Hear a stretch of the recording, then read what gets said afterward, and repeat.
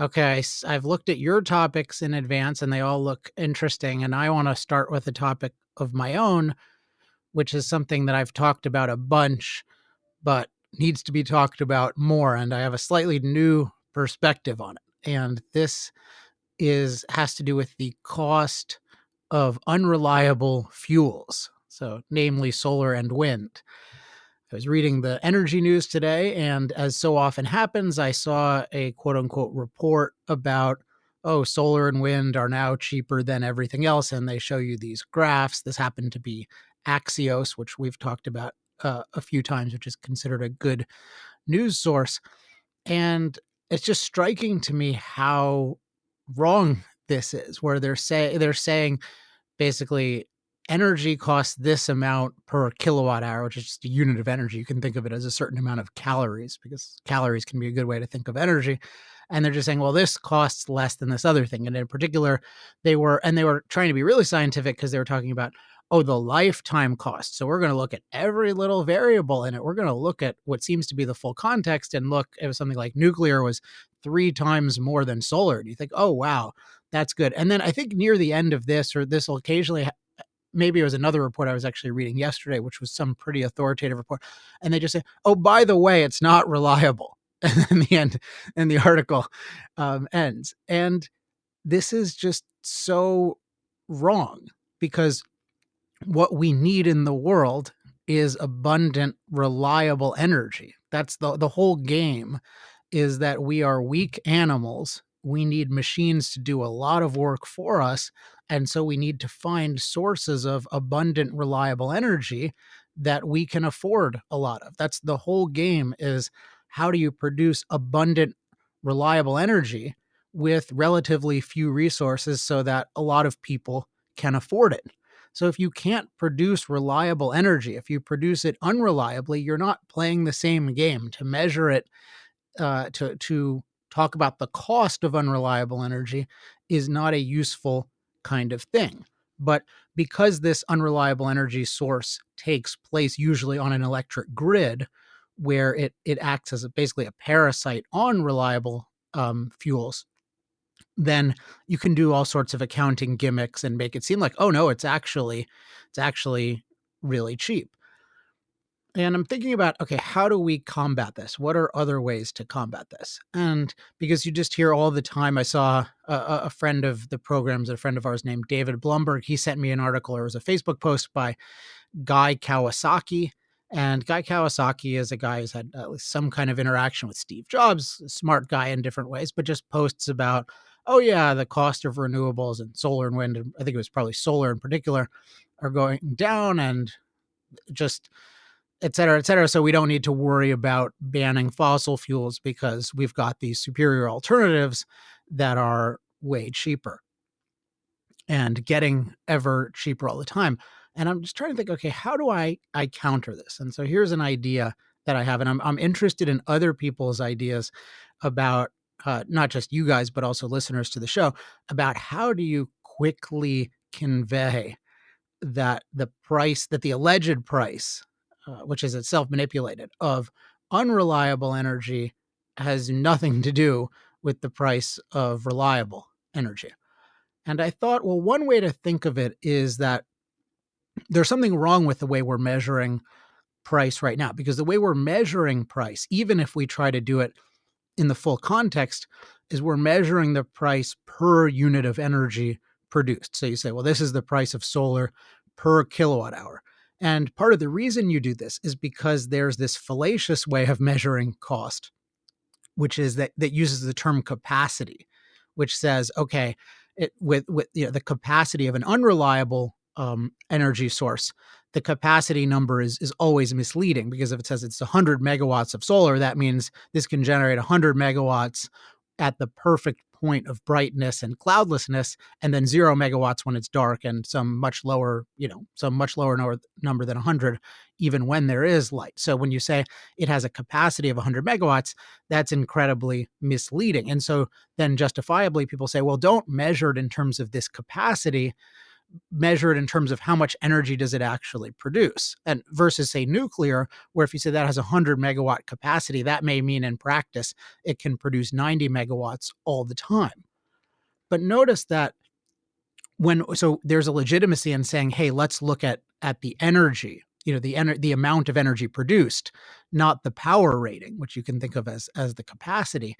But the power rating captures something really important, which is the need for abundant, reliable power. This power on demand. So when we stop talking about capacity, or even when we talk about capacity in a negative way, because it's so abused, we miss this thing, which is that we really do need the capacity for abundant, reliable power. We need it all the time. So, what to do about this? Well, I think one way to think of it with solar is to ask the question not how much do kilowatt hours of solar, units of energy of solar cost on today's grid where they're parasites, because that's not what we're really interested in. And that's super hard to account for. Anyway, here's the question I would ask is, what is the cost of self-sufficient solar? So what is the cost of self-sufficient solar? And by that I mean a plant just like a natural gas plant or a nuclear plant or a coal plant can produce abundant, reliable power. I want to know the cost per unit of energy or per megawatt or however you want to do it for self-sufficient solar. And that's what we should be this is an idea at least. That's what we should be looking for. We should be asked when these things come up, no, I want to know the price of self-sufficient solar. And then what's going to come up? Well, unfortunately, there is zero self-sufficient solar in the world in terms of any kind of industrial city. And so we don't know, but that is not a good sign. And to get at a sign, I think we should and we will come up with our own calculations of here's what self-sufficient solar currently costs under certain circumstances. And it's tricky to even work that out because you have to figure out how much solar capacity in the distorted sense do you need to build out in order to get some lower number of capacity. But essentially, if you think of it as 100 megawatts of solar, it's schematically something like, in order to have that reliably, you would need, let's say, in a sunny place, 400 megawatts of solar panels plus a certain, some very high amount of battery reserve. And then the question is, what is that? And I would love to know that figure. And I will know that figure because we're going to research it in the next week or two. And then that's going to be a good figure. What is the cost of self-sufficient solar? And I think what people will see is, oh, wow, this is 10 or 100 times more expensive than other things. And then the other thing I would ask for is, what is the cost of fossil-free self-sufficient solar? Because all of the hypothetical self-sufficient solar is taking advantage of the very low prices of fossil fuel-based energy to build it at every stage. But what if it had to use only solar derived things? And that would be a really interesting kind of value chain, and that would be difficult to trace. But I think we should, maybe even that with that one, we can try. And then what I want to do is I then let's have the solar files respond and say, like, have them come up with something, because right now there is no calculation that I've ever seen for self-sufficient solar, and there's certainly no calculation for fossil-free self-sufficient solar, and yet that's what they're telling us to rely upon. So let's not just let people focus on the cost of parasitical solar, which is just inherently is not really a useful thing and inherently involves all sorts of accounting gimmicks. Let's talk about the cost of self-sufficient solar. So, Don or Stefan, any thoughts on that? I have one, which is I would even give them the benefit of the doubt and let them have solar plus wind. And in part because, like, for example, a self-sufficient coal plant versus a coal plant that has, peak power from gas, would be a preferable solution. So, they can have all the unreliables they want, I think, for the sake of that calculation.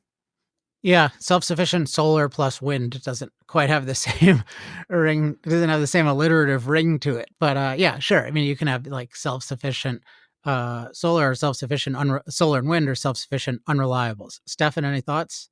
Yeah, I think a typical argument that proponents of wind and solar will have is, okay, reliability is a system property. It's not just you look at this one solar panel, But again, the proposals on the table are 100% renewable or close to that, right?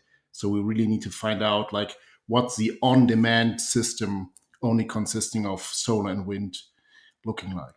Yeah, and that's a starting point, and then you can make the argument, well, we don't need too much self-sufficient solar. We only need, 80% of it to be self-sufficient, and then this percent can be unreliable. That's fine, but the starting point should be you need to explain what would it cost for you to do the job that's currently being done versus what does it take for you to just be a parasite and then take credit for a whole bunch of things. One other perspective on this is just that when I think about why do I do the work that I do? Why do we do this show and other work that we do? A lot, it's a really important job in a society for people to understand the key technologies in that society. And what we have going on with fossil fuel energy or hydrocarbon, it's more technically right, energy technology is that there's just a complete misunderstanding of that technology. And one of the biggest misunderstandings is the lack of understanding of its superior capacity to produce abundant, reliable energy for billions of people. And that is something that is unique. Now, nuclear has a lot of potential to do that, although it's farther away in terms of being able to do it in every form that we need it. But it's really important that the capacity to produce abundant, reliable energy for billions of people is an incredibly difficult feat, and really only one technology has pulled off that feat. And then the ones we're talking about are some of the farthest away from being able to pull off that feat. And one perspective we can think of it from is the perspective of efficiency or resource efficiency. Really, the challenge is you want people to be able to afford abundant, reliable energy. And therefore, you need to figure out a way to produce abundant, reliable energy with relatively few resources, particularly for people who have relatively few resources. And that's the whole thing. How do you produce abundant, reliable energy in a very resource efficient manner? And when you deal with an unreliable fuel input, then you set up a process that, at least by every known mechanism right now, is incredibly resource inefficient. And right now, it hides that by parasiting on resource efficient technologies like fossil fuels and nuclear, but it itself is incredibly resource inefficient. And so to ask for what's the price of self sufficient solar, that can help expose the incredible resource inefficiency of the solar process, of the wind process. And if we can do that, then people will have much more of an appreciation of the good forms of energy and why they're good, and be suspicious when other forms of energy just claim, oh, we can do that as easily, because they know, oh, that's actually really hard to produce abundant, reliable energy with very few resources. And then we should really appreciate the industries and the technologies that can do that. Now, there are other aspects of understanding an energy technology, because we need to look at the byproducts, which is something I talked about in, I believe, last week's episode.